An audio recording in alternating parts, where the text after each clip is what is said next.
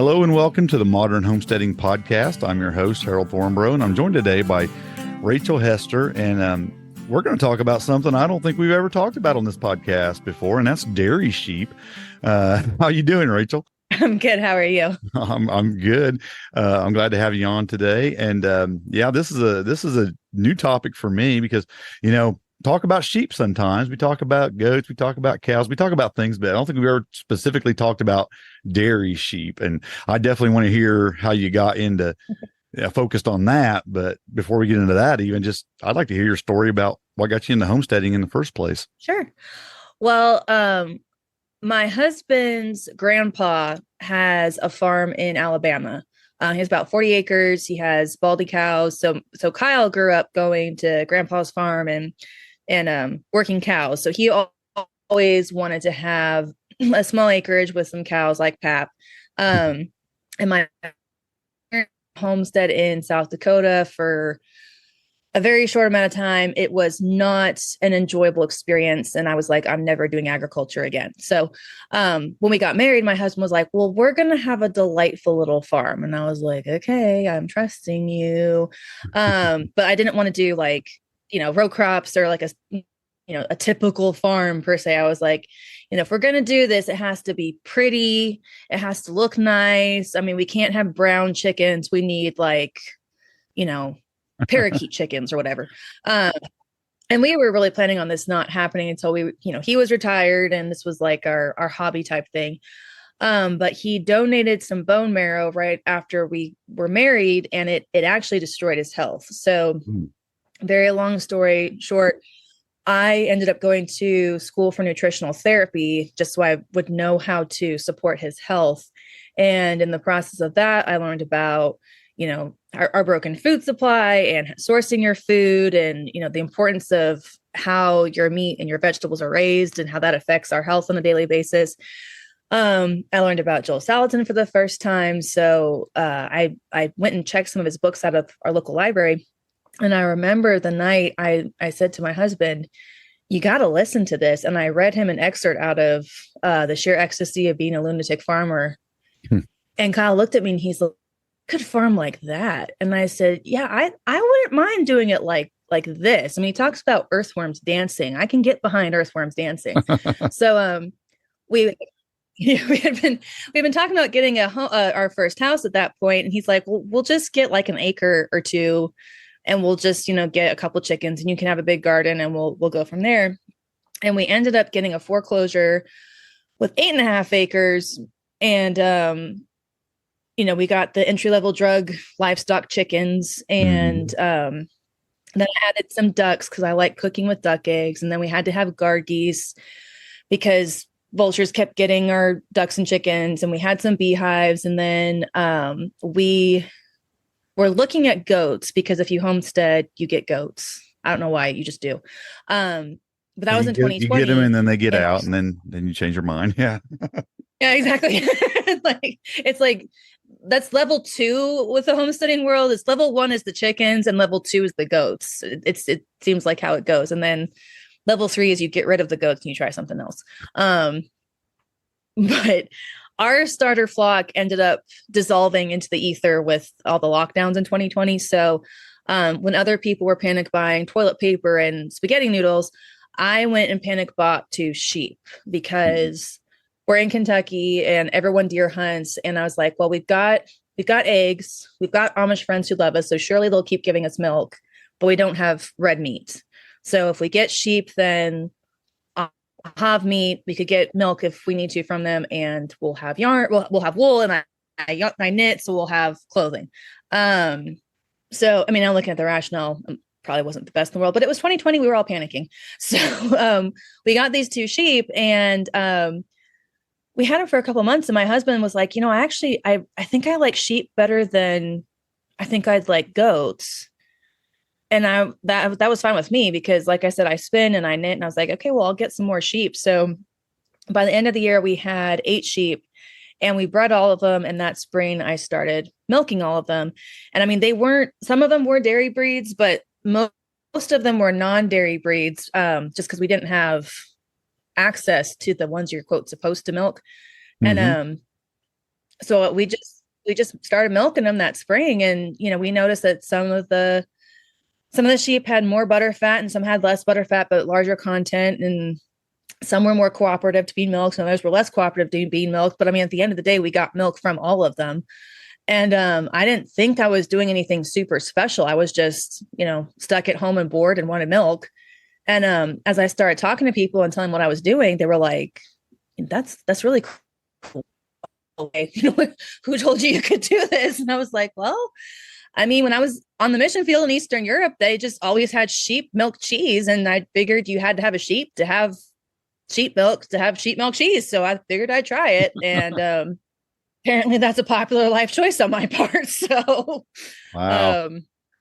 Yeah, So that's kind of the progression of events. yeah. So well, anyway, you've written a book on the guide to homestead dairy sheep.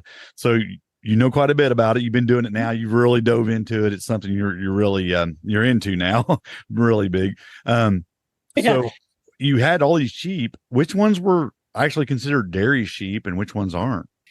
So the main dairy breeds are East Frisian, Awasi, Clune Forest, Asaph, Lacone, and those are the genetics pretty much available in the United States. Okay. And then if you go into Canada, they've got British milk sheep as well.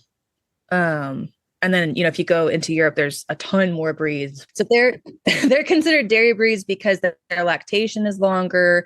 Their disposition is much more friendly to humans.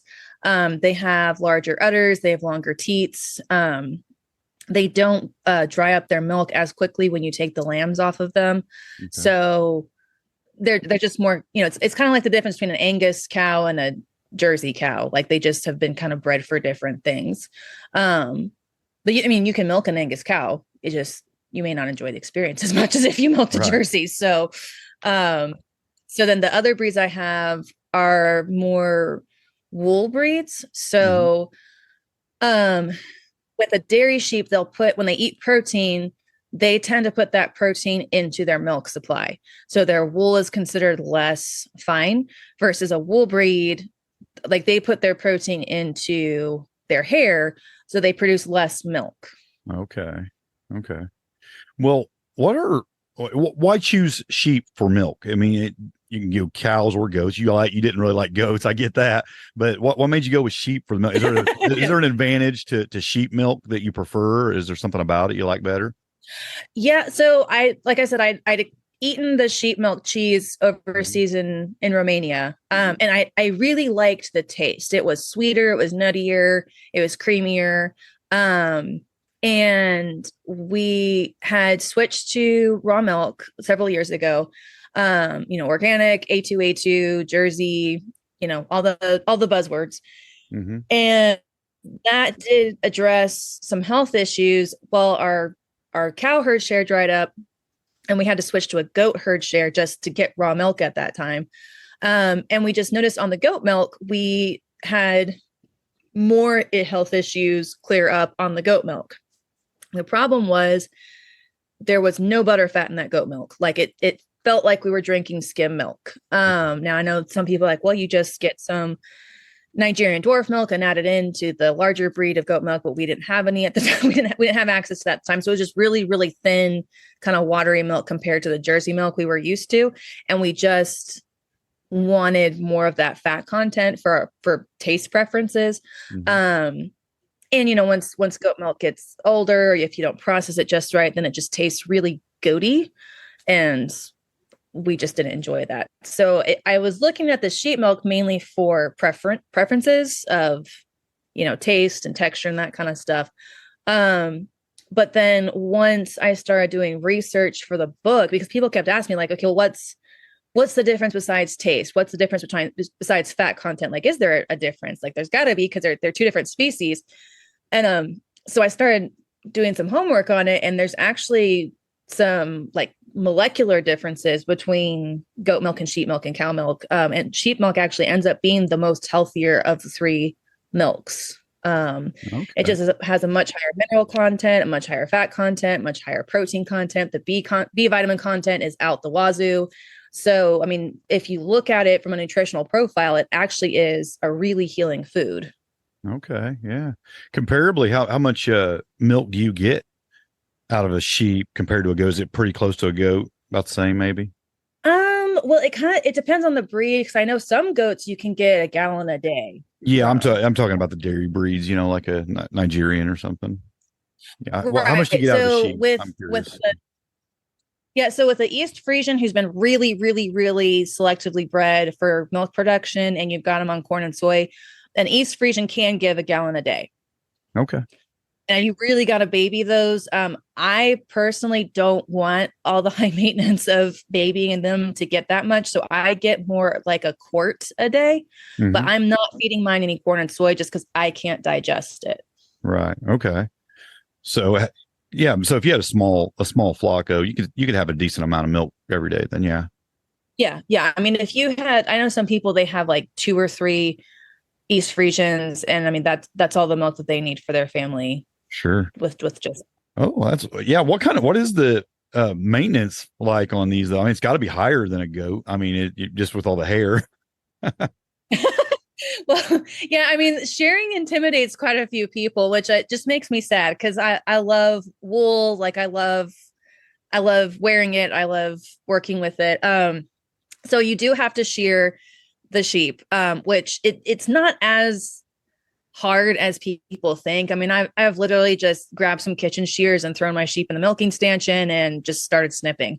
Mm. I mean, it didn't look wonderful, but the hair was off the sheep or the wool was off the sheep and I could spin it. And that's really all I cared about at the time. So, I mean, yeah, you have to shear them at least once a year. You don't have to do that with goats. The sheep are actually more parasite resistant than goats are. Mm. Um, yeah, so I mean, goat herders will tell you they're constantly battling, barber pole worm or other parasite issues, and you do have that with sheep. I mean, definitely more than you do with cows, but it's not as bad as with goats. So, um, goats tend to want more browse in their diet, like the leafy, woody stuff than Hmm. sheep do. Sheep can't do quite a bit more pasture than goats can. So it kind of makes some people raise their eyebrows because they're like, well, are your sheep 100% grass fed? And I'm like, okay, well, cows are supposed to be 100% grass fed. Sheep do need some leaves and twigs and other things besides just grass. So no, they're not Okay. 100% grass fed. But yeah, so you've got the wool, you've got parasite management.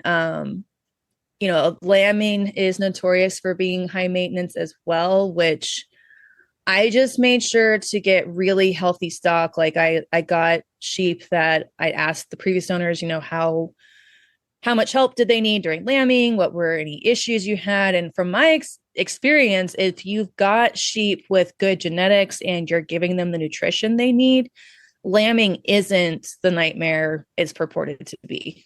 Okay. I remember watching it's one of them BBC shows. I think it was like the Victorian Farm or something like that. And Yeah. they were lambing sheep on there, and that looked like it looked like they needed a lot of help. I'll just put it that way. Yeah, I know. I've got a friend in Scotland, and every lambing, I mean, she's got, I think 1,500 sheep though. She's got quite a few more than I do. But yeah, every year she's up to her elbows inside a sheep pulling lambs out, and I'm like, cool. It does Yeah, yeah. not seem super. Like I said, I don't do that with my girls, but then I was really particular about the mothering genetics that I got. And the other thing is, I do not breed my ewes their first year. Okay. Um, Mm. Sheep take 2 years to mature. And it's if you want to start a fight amongst shepherds, ask if you wait 1 or 2 years to breed your sheep. I mean, I don't particularly care what you decide to do on your farm, but for me, I wait 2 years to breed them. And that makes sure the ewe is fully grown. So it's easier for her to lamb and you don't have as many lambing problems, Sure, that usually. makes sense. Yeah. Well, so they're not as prone to parasites and things. I mean, it doesn't sound like the maintenance is, I mean, obviously it's probably a little more work than a goat. I mean, goats are kind of independent and doing their own thing out there, but cows, I think, require quite a bit too.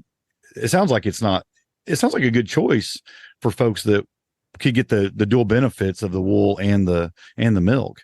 Yeah, I mean, wool's such an undervalued product right now in our culture, especially with the invention of synthetic fabrics. But to be honest, since we switched to wool outerwear in the winter, we get sick less because wool has antimicrobial and antiviral properties.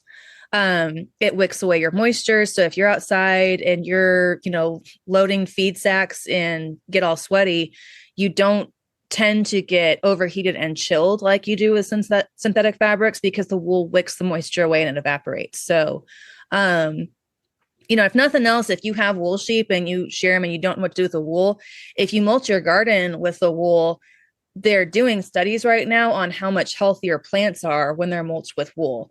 I have a friend in New Mexico who's able to grow tender plants that don't grow there because she mulches with wool.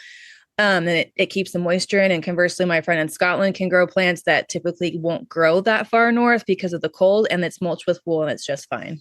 Yeah, I've heard of folks breaking it down in compost and makes a good compost additive too. Yeah, I've heard of that. Yeah. Well, now you're down in Kentucky. So I mean, you have the weather fluctuation.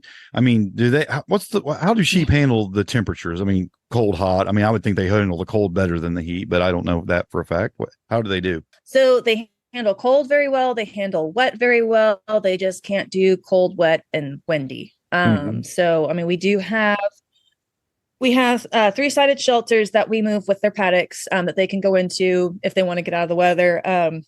Again, like from where I've owned goats before, goats seem to think they're so sweet. If they get wet, they'll just melt. Sheep don't. Sheep don't have that problem. In fact, some days I'm like, I wish you'd get out of the weather. You look terrible. But they do, like, I have some Icelandic genes in my flock, and the Icelandic girls kind of struggle when it's super hot, like the dog days of summer. And the Icelandic girls tend to, they pant, they try to find shade, they kind of seem to struggle. Their milk production goes down a little bit. But I feel beaten down in summer at that point too. Yeah. So, if you shear them in the spring, they tend to do pretty well in the summer. Again, if you're getting hardier breeds. So like I said, I've gotten more heritage breeds in my flock, or I was particular about genetics that could withstand some stress. But for the most part, the weather is not what will cause you problems in your flock. Okay. Yeah. I was just curious. I know every animal has their level of hardiness, and I figured sheep have some things they struggle with and some things they don't. And is there anything that they're extremely that notably well adapted to, or things that that you really have to caution against with sheep? The main thing that is a struggle for shepherds is parasites. Like, that's, if you go onto the forums and online sites for shepherds to talk, that's the main thing that everyone's going to be chatting about is parasites. Now you can manage them a couple different ways. Of course, there's rotational grazing, there's supplemental feed of, herbs, or you can worm them, that kind of thing. But if you're going to own sheep, you need to do your homework on parasites, because you're going to have them at some point, and you will lose animals if you don't know to be aware to check them and stuff. But as far as what they're really well adapted to, like in Kentucky, I think it's like Tennessee. We've got pretty much everything except ocean and desert here. Like, we've got mountains, we've got plains, we've got forests, we've got, all kinds of different topographies, and they can thrive in pretty much any of those. If, you make sure they've got water and food and stuff. So, sheep have historically been used to improve pastures. They'll eat things that cows don't. So, and they're smaller, they're easier for, I'm 5'6", so I feel very comfortable walking into a whole group of them, versus when we went to go get our Jersey, there was a whole, herd of cows. And I was like, I could die real easy right now, because they smaller just animals are a lot less prone to hurt you. That's for sure. Yeah. Yeah. So. The one thing I hear in kind of opposition to sheep that I've heard a few times from people is Flystrike. Is that something you've had an issue with, or had issues with, or is that really a big problem that it was just get blown out of proportion, or how's that go? I have not had an issue with fly strike. I don't know if I'm just lucky or if I'm in the wrong part of the world. I know in the shepherds that I follow in Australia and the UK, they really have an issue with it. Hmm. Um, so fly strike is basically where flesh-eating flies will lay their eggs on the sheep's skin and the maggots start essentially eating the sheep alive, which is Yeah. really Hmm. disgusting. Um, I haven't had an issue with that. I have a multi-species farm, so I mean I've got chickens running everywhere. I don't see a lot of ticks on my sheep either. Um, I do know if you have a sheep who is healthier, so their skin is healthier, like they're not their poop is the way it should be. It's not all clumpy and Hmm. moist and, making a nasty swampy environment, then you're less prone to it. But I haven't had any experience with that. So Lord willing, Okay. I won't because it Yeah, sounds yeah, maybe disgusting. it's not as big a So deal. Maybe it is for some. I think when it happens, it's probably so bad to deal with that it just makes such an impact that people just want to talk about it. Maybe it oh just yeah, gets blown out of yeah, proportion. it's very memorable. Kind of sheep with fly strike. It is you'd never forget that. Now, I will say my flock, I have 20 sheep. We're on 8.5 acres. So I mean, I'm looking at my flock on a daily basis. So if you're, with my friends on rangeland in Australia and in Scotland, I mean, where they have hundreds, if not thousands of sheep, I think it's also statistically more likely for them to have an issue just because they have a large population, but Hmm. also, they're not looking at every sheep every single day to see if there's an issue just because, they're covering more land, they've got more sheep. So, um, if I saw something weird with my sheep's skin, I'm going to catch it within a few days and I'm going to take care of it. Versus if they're out grazing on the moors or whatever, like if they come in, there could be a problem that started weeks ago and I could just now find out about it. So that's another part of it too. Yeah, I think that's like that with it's a I think it's an advantage small homesteaders, put folks with just a variety of animals, but not a herd or a gigantic flock of things. When you can get out there every day and you can pay attention to your animals and you can see what's happening, things don't get out of hand. Even if something does happen, you're able to get on it really quick and take care of it. And I think that is an advantage that homesteaders have over large farms, that, we're able Exactly. to get our hands on them every day and really look at things. And, on any animal you have, I think that's Yeah. an issue. I mean, I have rabbits and, if you're not looking at them every day, ear mites or something can take over and you can, have a big problem with that, Mhm. just anything like that. It can get Yeah. blown out of proportion if you let it if you're not keeping an eye out for it. Yeah, and I think that's a good delineation too. Is if there's a difference between a farmer who's got they're focused on producing larger amounts for a larger group of people versus a homesteader that's focused on producing smaller amounts for a smaller group of people, mainly themselves. You can get away with and do more almost when it's on a smaller scale, just because you can put your hands on things more consistently. Versus if it's you know a, I wouldn't necessarily recommend Joel Salatin raise dairy sheep just because he's trying to produce so much for so many people. Right. It's different than if it's my Mennonite friends who've got a small herd of dairy sheep. They're trying to produce artisanal cheese for like 2 stores. So Mhm. Big difference. Yeah. yeah, it's just different. It's not no one's not better than the other. They're just different. Right. So Absolutely. Well, now we've pointed out one, big advantage. Or I think it's probably an advantage. You tell me if I'm wrong. Is that one of the things that goats are notorious for is getting out. I know I was raised with goats. We had goats, and it seems like we was always chasing them things down. Is oh that a yeah. problem at all? Is that a problem at all with sheep? Okay, so I have had sheep escape their fence for 3 reasons. The one is that we were busy and we hadn't moved their paddock. So they decided to become free range sheep because they just wanted food. So once we moved the paddock, gave them fresh grass, they did not challenge the fence. Um, the other reason I've had a sheep escape a fence is because she was in heat and she wanted a man now. And she went and found one. So she did not think my breeding plan was good enough for her. Thank you.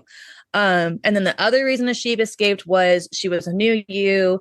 We were trying to do the right thing and quarantine her for biosecurity reasons and blah blah blah. And she said that was not necessary. She was not a biohazard, and she jumped the fence and made it to the rest of the flock. And after that, she was fine. So they, as long as they're not hungry, lonely, or in heat, they don't really challenge the fences at all. Yeah. So you don't need much of a fence necessarily to keep them in, but I'm sure even if I'm sure if you had like a goat can get out of a decent fence, a sheep probably couldn't. I would guess. No, I mean, I will say like I have two kinds of sheep. I have dairy breed sheep, and then I have a critically endangered heritage breed called Gulf Coast Native. Mm. And we joke the Gulf Coast natives do kind of think they're goats. So they tend to climb a little bit more than the other sheep don't climb. You know, they might stand on their back legs sometimes in the Gulf Coast. I mean, they'll open trash cans, they'll open latches, they'll kind of climb over pallets if they feel like they need to. So they kind of remind me how blessed I am that sheep are not goats when they feel like my life interesting. But you know, if that's more the feral breeds where they just have that survival creative instinct still so intact. The dairy ewes who've been genetically bred to be friendly and content and happy stay where they're put, typically don't do that unless They like their hooves on the ground, huh? yeah, their hooves on the ground. They like to be spoiled. They know what makes mom mad. So when mom's happy, they get treats. So that's what they're focused on. Well, they can be trained. All right. That's good information to have then. Yeah, yeah. Yeah. Well, good. Yeah. Well, I mean, that sounds like sheep are great. It sounds like they're great for you. I mean, it sounds like they'd be great for a lot of people. Who should maybe get a sheep on their homestead? Who would be a good fit for? So like I said, we got into the sheep for taste, but people with food sensitivities. I have a friend in Murfreesboro, Tennessee, and she got her dairy sheep because she couldn't digest any milk products. She couldn't do goat milk, she couldn't do cow milk, she couldn't do anything, but she could do the sheep milk. So there's a lot of nutritional, chemistry reasons why sheep milk can be digested by a lot more people who can't do the cow and goat milk. So that would be the first person, is someone who wants dairy but can't do typical dairy. Someone who wants just like a nice small amount of milk for cheese making. Because sheep don't lactate year round like a cow or a goat will. They only lactate for 6 to 8 months. So you do kind of get a breather for a few months if you want it. So someone who just wants to make Manchego cheese, for example, have one or two, or have a couple of sheep just to make a small amount of artisanal cheese, that would be a good person for sheep. Kids are really good shepherds. And the ewes are really kid friendly and docile. And then there's the whole mutton busting dynamic that comes into play. So, but I think everyone should have sheep, but I know that some people don't. Yeah, probably. I'm assuming there's some people it would be a good fit for, but yeah, it sounds like they are great. Yeah. I mean, I will take that back. There's a couple people who have tried sheep, and I'm like, nah, I think cows are your speed. I don't think you need sheep, just because they do kind of. You have to kind of turn into a shepherd in order to have sheep, and by that I mean, like you have, I will sometimes fall asleep thinking about issues in my flock. I'll wake up. You do have to kind of embrace some sleeplessness sometimes because the flock will need you. They're not a set it and forget it livestock. Okay. So you have to be hands-on. You have to kind of be empathetic. So, not that they're running your life, but you do have to be docile to their needs. So, if you want to have a really strict schedule in which nothing changes what you want to do for tonight, maybe don't do sheep, because they do require last minute plans changing. If you comes up with some kind of issue, you need to stay and take care of her, because if you don't, the flock kind of pays attention to that. Like they know who loves them and cares for them. The studies that I was researching said that the flock will actually see the shepherd as the head sheep. They don't consider you a different species. They consider you the head sheep. So, which I just thought was really interesting. Like they do build kind of a relationship and a trust with their shepherd. Yeah, we read stories throughout history of the shepherds being, night and day with the sheep, and taking care of them, and then just watching over them, and they trust them and they go with them, and it's historically that is the way it's been, and I think like you mentioned earlier, it's just kind of been bred into them over the centuries. That it's just kind of how they function. Yeah, in medieval era, they actually buried shepherds with a tuft of wool in their hand as a symbol to the community that this was a shepherd. So they were excused from attending church, but to the same, like they were excused from the same standards as everyone else was because they were shepherds, and everyone just knew like if they don't show up to church, there's a reason for it. Which they have a job to do. Yeah, exactly. And which I've tried to explain that to my pastor during lambing season. He's like, "No, we're not doing that." I'm like, "Okay." Well, I think a lot of animals, will require, they'll all surprise you. I mean, there's going to be a time when a fence goes down, you're going to need to repair a fence, or, something's going to break, or you're just going to have to tend. It's just homestead life, really. I mean, there's just times like that, but animals, all animals, but it sounds like sheep definitely, like you said, through lambing season, and there's special times where they probably do need a little bit more hands-on than some other livestock you might have. Yeah. Well, and I mean, like we have pigs and we have a cow and that kind of stuff. And it's just kind of interesting. Like the cow doesn't look me in the eye when someone she doesn't know walks on the farm.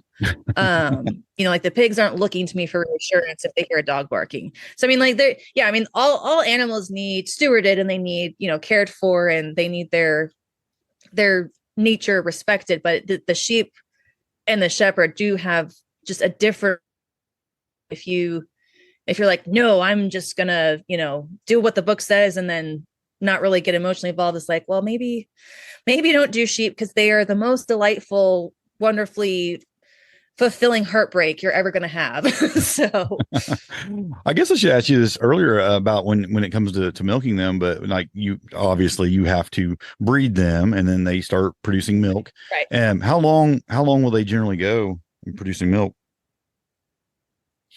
Between 6 and 8 months. If you go to Europe, you can get some that are like 10 to 12 months, but I don't think we have those genetics in the States at this point. Okay. So you're maybe breeding them once a year and.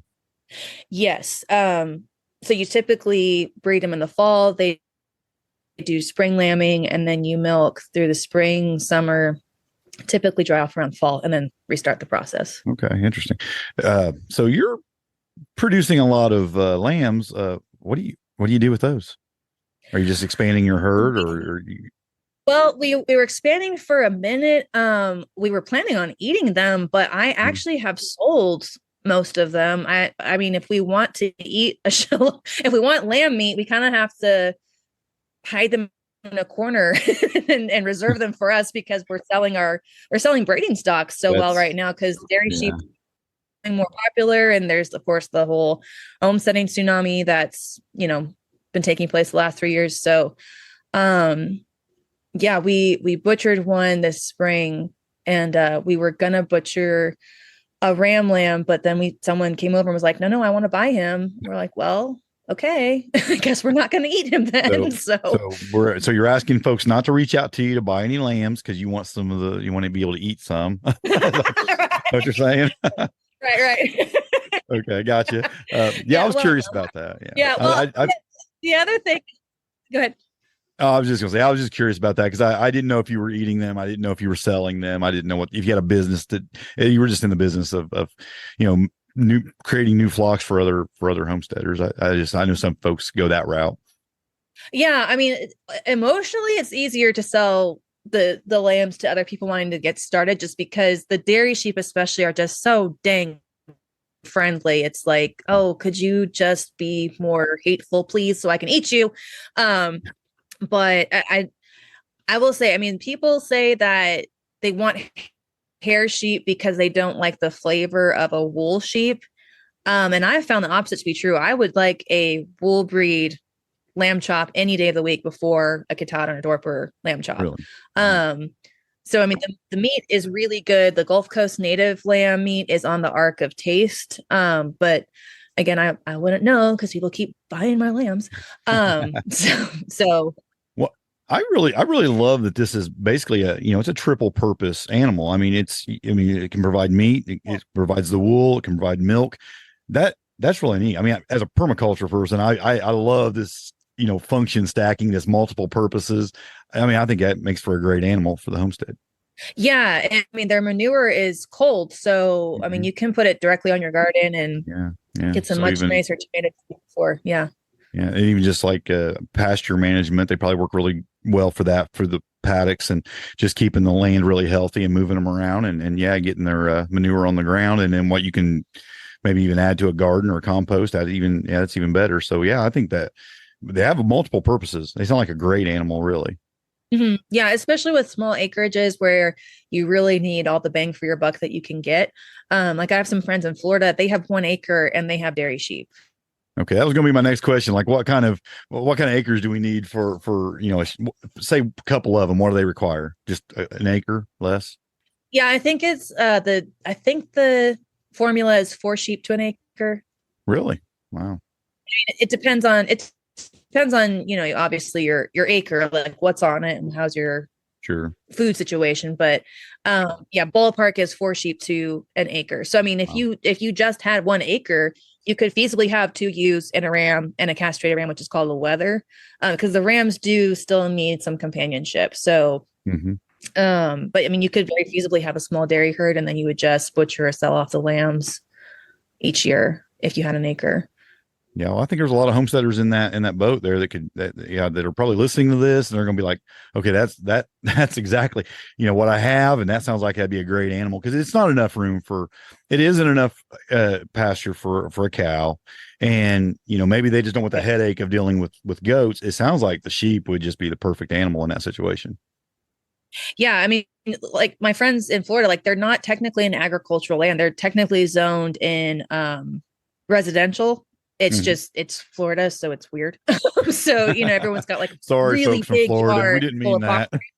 Yeah, I'm sorry. I mean, I love Florida. Don't get me wrong. I go there every year for vacation. Y'all are great, but your zoning's weird. So, um, but yeah, I mean, it's all palmetto. So their sheep cleared out all the palmetto shrub for them, and so now they've got this really beautiful garden area and stuff. And the sheep are very happy in their little corrals. Now they do have to bring in during their off season, just because they don't um they don't have the pasture that sheep prefer when they are lactating and gestating.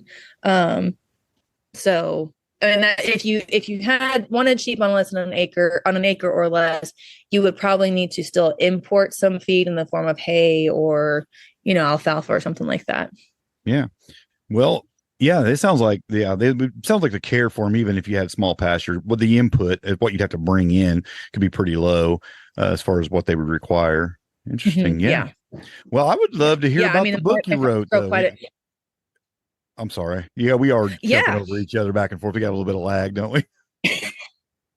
I'm sorry. Yeah, we just a little bit of lag, but yeah, we can talk about the book for sure. Yeah, yeah. You wrote this book, the Guide to Homestead Dairy Sheep. Actually, this isn't gonna. We're recording this a couple weeks before it comes out, so actually, I think this is just going to come out. You can actually pre-order it, but I think this episode's coming out the day before it can be shipped. So that'll be awesome. So you Okay. hear this, folks will be able to order it, and it'll be sending out right away, pretty much. So yeah, tell me a little bit about what made you decide to write a book.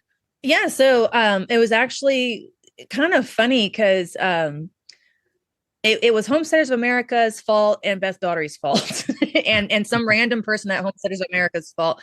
Um, so we had a booth at Homesteaders of America, and we saw Beth Daugherty's little pamphlets on dairy cows. And there is no literature right now on the market that's in print for dairy sheep, and Mhm. there's just not a lot for sheep in general. And being a millennial, I hashtag be the change you want to see. So I was like, well, maybe I should just write something small on dairy sheep, like just something really quick, easy over a weekend, whatever. And a friend of mine at Homesteaders of America was giving a workshop on having wool sheep on the homestead. And during the question and answer time, people kept asking her about dairy with the sheep. And she was like, well, I'm sorry, I don't do dairy with my sheep. I can't really speak to that. And they just kept asking her. So finally she looks at me and I look at her and I nod, and she goes, okay, go talk to that lady right there. And I had people the rest of the weekend coming and asking me about sheep dairying. And I had no idea this was such a hot topic. I mean, I just thought I was that weirdo in Kentucky who'd been to Europe who milked her sheep. I didn't know it was like, this new interest that was hitting the homesteading world. And so I was answering these questions, and people were like, okay, well, where do we get more of your information? And I was like, oh, go follow me on Instagram. I don't know. I didn't know I had information to offer. And finally, this one guy comes and he's asking me question after question after question. And I'm trying to answer him as best I can. He finally just yells at me, "Where's your book? Where's your class? Where's your pamphlet? I need your information." And he just kind of stomps off. And I look at my husband, I'm like, well, shoot, like, should I write a book? And he's like, well, maybe you should, but like, how are we gonna distribute it? And like, do we self-publish? What do we do? And Janet Garman overheard us and said, well, I have the answer to that. I'm starting a publishing company. So we talked back and forth quite a bit, and she got the publishing contract all put together and everything like that. So it was just kind of right place, right time. Everything kind of fell into place. And I found out I was pregnant and was like, oh, I guess I'm writing a book and having a baby all in the same year because I'm an overachiever. Kids, do not try this at home. But it worked out. So we're very thankful. Yeah, sounds like it's a perfect reason to write a book. I mean, there's a need for it. That's why you wrote the book. Yeah, right? Right. So I reached out to lots of my shepherding friends from the Homestead Dairy Sheep forums, and they were all just overjoyed that someone was finally writing a book on dairy sheep. So they were very generous with, sharing how they, and I was actually able to find some really cool research on, the health benefits and nutrition of sheep milk. And then it was just really cool how it just all kind of came to place. Like I really wanted to find information on the Romanian shepherds since I had lived there and tried their cheese, but they're really remote. So like it's incredibly hard to contact them or get interviews or whatever. And I reached out to a photographer and he wrote back and was like, oh yeah, actually one of my best friends is a Romanian shepherd. I'll just get you some pictures and an interview real fast. And I was like, cool, wow. Okay. Yeah. So it just was really cool how, things just kept lining up. And I was like, all right, well, Jesus apparently really likes shepherds and sheep milk and wants this to happen because there's no way I could have pulled this off otherwise. Well, it sounds like it. Yeah, it sounds like it wasn't a needed piece of content for homesteaders, because it sounds like there is a lot of interest in it. And honestly, like you said, there's just nothing really out there. I mean, I've been doing this podcast for I think almost 8 years now, and something we've never even talked about. Because it's just like people just aren't doing it. But it sounds like a lot of people are wanting to do it, and maybe there are people doing it that we just they're kind of quiet and they're not writing books like you. So now we're gonna have a resource for you. Yeah, it's kind of funny. Like when I first started homesteading, I wrote out this like profile of each animal species and the people who raise them. So like goat herders are always fun, always looking for adventure, fine with chaos. Beekeepers like never agree. They're always, kind of hot tempered. If you say something about raising bees, like they're always going to be ready for a debate over it. Cow herders were just very reassured, kind of immovable, stoic people. And shepherds were really quiet and didn't say a lot and didn't really trust you. And you don't really know that they're there. Which, not insulting anyone from any of those people, those animal raising groups, because I love all of you.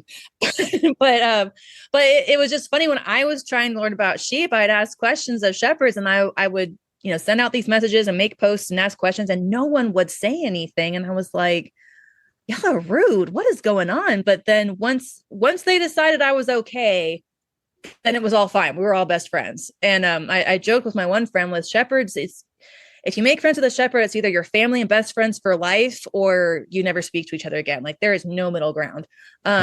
Sounds like sheep are the perfect animal for introvert homesteaders, people who just kind of look at themselves and, answer a lot of questions. It sounds perfect. Yeah. Yeah. Well, I don't know what happened with me though, because I'm not an introvert. So I don't know if you don't sound like it. but all your friends were. That's why they weren't wanting to talk about it. Right. My husband is though. Kyle's definitely an introvert. So well, I definitely want to point people to the book. It sounds like it's just going to be a well, needed and a great resource for anybody interested in dairy sheep. And even if folks just think they might be wanting to go down that route, sounds like they should maybe get the book and, and see if just read about it, maybe see if it's the animal that they're wanting to pursue, and it might just convince them that it is. And I think if this podcast didn't do it, because honestly, if I had the room for it, it sounds like it'd be a great animal for me, because I mean, I loved everything I heard about them, really. And I've had goats in the past, and they have their benefits. I mean, no doubt about it. But yeah, there are some definite challenges there that it sounds like sheep don't have as big of a problem with. And Right. yeah, I think they sound like a great animal, and it sounds like more homesteaders should definitely be doing, raising dairy sheep. I think so. Really. Yeah, you're doing some great stuff there. Sounds like you got a lot of other things going on as well. I seen you talked about chickens and bees and just a lot of other things you're doing, and so it sounds like you're pretty busy on the homestead. Oh yes, we're never bored. We kind of sometimes pine for the days in which we were bored. So Yeah, the homesteading life is not the boring life. Yeah. TV. No, it's not. But that's okay. I wouldn't have it any other way. Right. Well, I think unless you have anything else you want to add, I definitely want to point folks to your website, whoopsiedaisyfarm.com. That's an interesting name.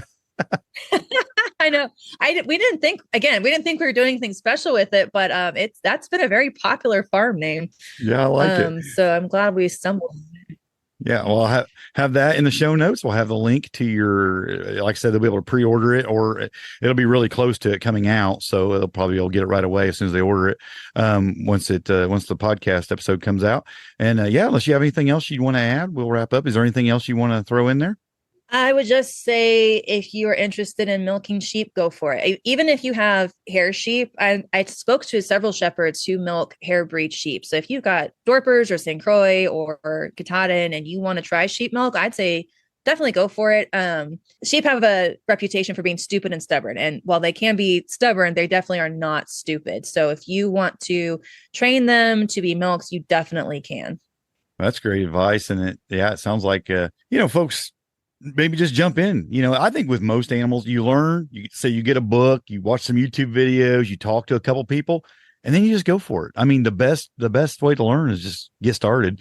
And, it's like maybe sometimes, especially with livestock, it's a little risky. It's nice to have people you can call on and ask questions or have some resources at your fingertips. But also when you put things off, and you'll never learn everything by just reading books and, talking. You have to just engage and get in there and do it. And yeah, so my advice is to all people, just always if you're thinking about something and you want to do it, do a little bit upfront research, but then just get after it and do it. True. Because the animals don't read the books. No, they'll do different things. Yeah, for sure. Yeah. Well, Rachel, it's great having you on, and I think you brought some great information. Like I said, it's a subject never talked about, I don't think, on this podcast before. So I was excited to talk to you about it when you reached out to me, because I think it was something that was, I wanted folks to hear about it and get your book. And like you said, there's not any other resources you could find out there that are available on dairy sheep. So I think it'll be helpful for folks who are interested in that. And trust me, I special ordered a book from India on dairy sheep just because there wasn't anything else available. So, well, now you've probably inspired a whole bunch of dairy sheep farmers out there to want to put some material out. Now there'll probably be a whole bunch of books available. Hey, that's fine with me because I love reading. So yeah, me too. I have a nice little library of homesteading material all around me right now, and I can't get enough. So I'm always reading something new. Even if it's something I'm not doing or don't think I'll ever do. I just love to read about it and learn about it and be able to talk about it with folks, because I just think that's fascinating. So yeah, great stuff, Rachel. I appreciate you coming on, talking to us today, and I'll definitely point folks to your book and to your website. So I appreciate it. Well, thank you so much for having me.